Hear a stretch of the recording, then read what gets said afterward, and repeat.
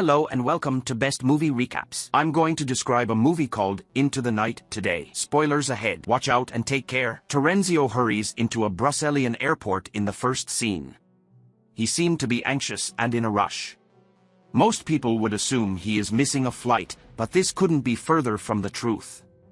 He requests a ticket to the west from the support desk, but the nearest one is 2 hours away. Still, he takes the ticket only for the purpose of crossing the terminal. At the same airport, a popular influencer named Ines is video chatting with a buddy in New York when she chokes and slips unconscious. Ines feels concerned, especially because she is unable to assist her. People watching TV outside see that the TV reporters and live program hosts have passed out in front of the camera. Not only that, but a whole street is covered in unconscious individuals. Except for Terenzio, who knows what is going on, the audience believes it is a comedy. He declares that it is time to act and hurries to the terminal. When a guard is distracted, Terenzio grabs his gun and signals for everyone to move out of his path. He runs to catch a flight to Moscow that is leaving in a few minutes. Only a few people had boarded the plane when he enters and holds everyone at gunpoint. The pilot is absent, and co-pilot Mathieu refuses to assist the terrorist. A bullet strikes Mathieu's palm and injures him while they fight for the rifle.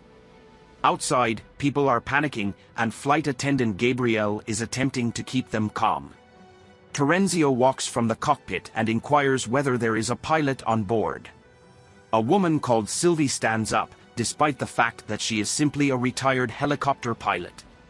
Terenzio orders her and Mathieu to take flight with the rest of the passengers. Because of the bullet, the avionics are damaged, and no one on the plane can communicate with anybody outside. When the plane takes off, Sylvie and Mathieu try to persuade Terenzio, but the guy is stubborn. He claims to be an officer assigned to NATO and to know something they don't. When pressed, he confesses that the sun's beams have turned deadly. The next day, the sunlight will kill everyone, including those who stay inside. This has already begun in Eastern nations such as Japan and Korea, and if the sunlight catches up with them, the plane will be the next target. Mathieu and Sylvie are doubtful of him and suspect he is mentally sick. Terenzio also admits that he may appear to be an idiot, but insists that he is not. Mathieu's hand is severely bleeding, which might lead to complications in the future. Laura, one of the passengers, works as a home health nurse for an elderly man with dementia. As the sole medical expert on board, she accepts the job of assisting the pilot. They don't have a sewing kit, so they use a hot knife to seal the wound. Mathieu cries in pain, causing the others to worry even more. Mathieu understands that if they begin to protest, everyone's life would be risked. He informs them that they will land at a different area at Terenzio's request before continuing on to their final destination. Mathieu is hoping that the fighter aircraft would come to their rescue because they were kidnapped at gunpoint. However, Sylvie has the impression that they are on their own. A passenger called Ayaz overheard them discussing the sun and suspects the pilot committed lying. Suddenly, an Arab passenger begins coughing and passes out. Ayaz pretends to assist him, snatching Terenzio's rifle in the process. Ayaz orders Terenzio to be imprisoned inside the toilet, and Mathieu is asked to disclose the truth. The pilot explains that they are landing in Iceland because Terenzio wants to go west. The terrorist will be arrested there, and the others will be freed. He also informs them about the sun and Terenzio's belief that it will kill everyone. This causes a panic among the passengers. They begin to recollect unusual events that occurred prior to boarding the aeroplane and are concerned about their family. Mathieu calms everyone down and accepts the captain's duty to save them all. Later, he attempts to land at an airfield in Iceland but receives no signal from traffic control. When they get a good look at the ground, they discover that multiple planes have crashed and that people are fleeing. They soon realize Terenzio was speaking the truth, but they can't land since the runway is closed. Because the plane only has enough fuel to travel a short distance west to Scotland, the pilot decides to do so and hope for the best. He pulls Terenzio from the toilet so he can inform everyone what's going on. He admits that he learned about the sun through listening in on his seniors' conversations. He has no idea why this is occurring or when it will end. All he knows is that they must fly away from the sunlight if they are to survive. Meanwhile, the Arab guy who collapsed earlier remains on the floor. He has difficulty breathing and is on the edge of passing out. He claims that he swallowed jewels with his final breaths. Laura, the nurse, tries everything she can to rescue him, but her efforts are futile. At the same moment, they make an emergency landing in Scotland, where Mathieu stops the plane seconds before it collides with a wall. When they go outside, their phones begin to ring with notifications from their loved ones. The internet is filled with reports of harmful sunshine. Half of the planet has dead, and the other half is about to die. The airport is vacant since everyone who had a chance to flee has done so, and the others are hiding in dark areas in the hope that it would protect them. However, news reports indicate that people are dying even within the bunkers. Suddenly, 3 RAF personnel approach them and ask for assistance. They only have 45 minutes until sunlight, so they decide to gather essential supplies and fly west. Jakub, an aviation engineer, is among the passengers. He wants to go back to his pregnant wife and save her, but he is requested to stand aside for the sake of the passengers' safety. They take off again after gathering supplies and filling the plane's tank. One of the troops is a pilot, and he proposes they fly away from the equator to avoid being caught by the sun. Their next stop is Canada, where they will refuel the plane and repair the radio. After some while, the internet is restored and their phones begin to ring. They hear last messages from loved ones who have passed away in Brussels. Then a guy discovers an article stating that the reason of the tragedy is the polarity of the sun. Another person, Horst, is a climate expert who understands what the polarity of the sun signifies. He explains that the sun's magnetic field reverses every 11 years, but no one understands why. Because it has no big impact on the world, less research has been conducted. However, the strength of the reversal has reduced during the last few decades. As a result, Horst believes the reversal has become far more forceful in the other way. If what he claims is correct, the world is being bombarded with gamma radiation everywhere the sun shines, which is why people are dying instantly. They have no method of proving the idea because all of the scientists who wrote the study are likely died. Ayaz then discovers a news item claiming that the RAF troops they chose are actually Afghan terrorists. They were arrested and were being transported back to their home country. At the airport outside,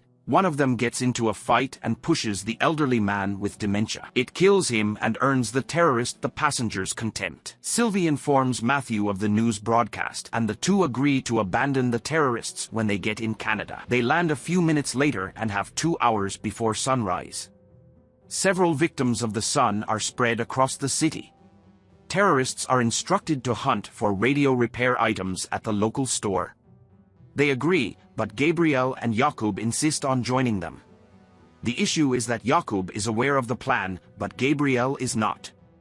As a result, while they're at the store and Jakub locks the terrorists in a room, Gabriel refuses to accompany him. Jakub doesn't spend any time trying to convince her.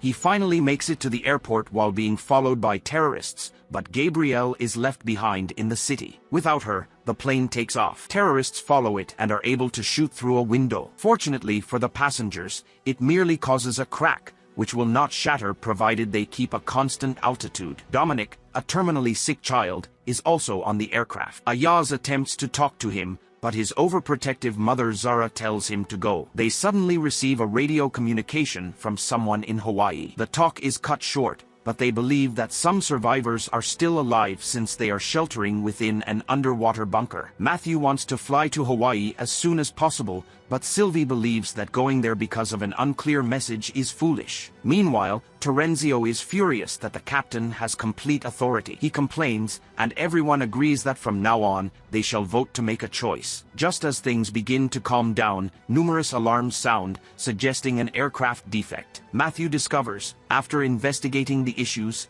that one of the terrorists who had been following the jet earlier had hooked himself to the landing gear. They will be unable to land if he continues there. As a result, Mathieu chooses to fly as high as possible before succumbing to the heat and lack of air. However, he overlooks the cracked window.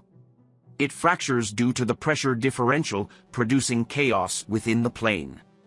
Things fly in the air as the occupants prepare for impact. Mathieu quickly lowers the plane's altitude, and Jakub temporarily closes the window with a wooden board. Everyone calms down, except Dominic, who is having difficulty breathing since his respiration tube has flown away. Ayaz develops a strategy and constructs a breathing tube out of the oxygen pipe. Zara is both grateful and embarrassed that she was nasty to Ayaz before. At this altitude, the captain informs everyone that Hawaii is no longer a possibility because they would never arrive on time. The most practical alternative would be to land on the Alaskan island of Attu. Moreover, the turbulence was unable to remove the hanging terrorist. Ayaz, Jakub, and Terenzio rush to the plane's undercarriage and cut a hole in the floor to get a better look at him. Terenzio points his gun into the darkness, but the criminal pulls it and almost kills him. Suddenly, Ayaz rushes to his aid and shoots the terrorist dead. He becomes their hero for a few moments before the passengers find that he was the cause of the Arab passenger's death. They buried him in Canada, where a witness saw Ayaz cut his stomach open. Ayaz admits to being a con man who smuggled diamonds from Brussels to Moscow. The diamonds were implanted with the Arab man's agreement, but he died because he did not follow the panicking instructions. After hearing the confession, several passengers argue that Ayaz should be abandoned like the terrorists. But the vote goes in favor of Ayaz. He is so cuffed in the avionics bay. In the following scene, they land in Alaska and refuel before flying off. Horst, a climatologist, notices something weird while flying. The fruits they brought back from Canada had no flavor. He believes it's because the gamma rays are so powerful that they're changing the atomic structure of the food. The most troubling aspect is that it reduces the nutritious content of the meal. If this continues, they will starve to death in a matter of weeks. Mathieu admits the risk, but believes that their first focus should be to avoid the sun. In the last several hours, he has begun to lose control of himself. Sylvie requests that he take a break, but he shouts at her, which is unusual for him. The passengers decide to compel him to rest by removing him from the cockpit. With his annoyance, Mathieu agrees to sleep for the next few hours. After a time, they pick up another signal on the radio and hear two people conversing. The group, however, only hears them say, Stara 17. They quickly realize that the person on the phone is a cosmonaut in orbit. They are amazed that someone like him is still alive, but this also implies he is talking with the control room on Earth. They decide to fly to NATO headquarters in Brussels, where it all began, with new hope for survival. At this pace, they will have 4 hours after landing in Brussels before the sun rises. As a result, with Terenzio's assistance, they may be able to find some information about the hidden bunker in the headquarters. Laura discovers Mathieu asleep in the toilet outside. The injury on his palm had become septic, resulting in blood poisoning. This explains why he acted the way he did before. They must amputate the affected tissues to remedy the condition. Laura says she can do the surgery in Brussels if they can get to a hospital. Sylvie, on the other hand, cannot land the plane without Mathieu. The passengers urge her since she is the closest thing they have to a pilot, but she knows she can only land a helicopter. Horst convinces her that if she does not take the initiative, everyone would die. Sylvie is then forced to view a few videos on how to land a plane. When she has to finish the task though, she panics. Everyone brace themselves for the worst as a strong turbulence strikes. They eventually make a shaky landing, but both the plane and the passengers are okay. Everyone applauds Sylvie and celebrates her accomplishment in the middle of the disaster. They break into 3 groups to do different jobs without spending much time. 2 men remain at the airport to refuel. Zara, Laura, and her team transport Mathieu to the nearest hospital, while Terenzio, Ayaz, and a guy named Rick travel to NATO headquarters. They discover several dead bodies clogging hallways at the hospital. People appeared to have been notified about the deaths before daylight and were attempting to save their lives. Laura instructs everyone to ignore the chaos and concentrate on saving Mathieu. Zara is filling her bags with medicines for her son and the others at the same time. Meanwhile, Terenzio takes them to NATO headquarters to show them the conference room where he first heard of the accident. They can't read through all the paperwork in the time they have left, so Rick chooses to go over the security tape. Terenzio mocks Ayaz's Turkish ancestry while he is away, and the two fight. He accidentally hits Ayaz, knocking him out and forcing him to bleed heavily. Rick discovers a tape of the authorities discussing a bunker under a dam in Bulgaria somewhere else. The address is Stara 17, which they heard on the radio a few hours ago. Terenzio approaches him before he can return to the men and informs him that Ayaz has already left. Rick sees Ayaz's body in a pool of blood on the TV, but is too scared to say anything. Everyone boards the plane half an hour before sunrise. Mathieu is not in the greatest of health, but he is feeling better after the procedure. Terenzio informs everyone that Ayaz drove out ahead of them, but they cannot wait for him to return. They start the engines with sad hearts as a car suddenly stops in front of the plane and Ayaz steps out. Terenzio is handcuffed in the avionics bay in the next scenario. Sylvie warns everyone that if the Bulgaria plan fails, they won't have enough gasoline or time to reach their next destination. When they land, everyone must be ready because they will only have 20 minutes to get to the bunker's site. Ayaz is in the bathroom when he had a seizure. It barely lasts a few seconds,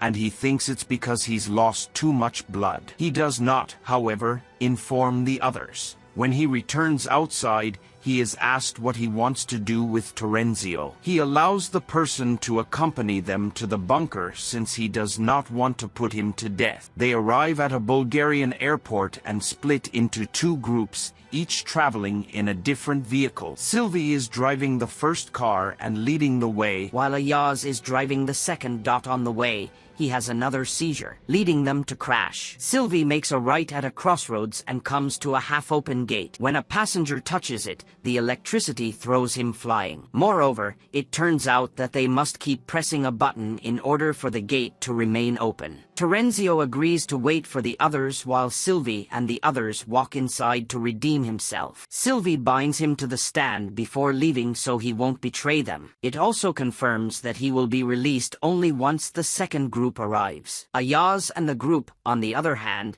take a left at the crossroads and arrive at a similar gate on the opposite side of the dam. They climb up and beyond the entrance using their clothes. Despite taking separate routes, they all eventually arrive at the bunker's entrance. Finally, the passengers are greeted by military personnel who welcome them inside and assure them that they are secure. Terenzio is alone outside, pleading with God for forgiveness. As the sun rises, he faces it and asks that it do its best. He is also killed in the end. Thank you for watching.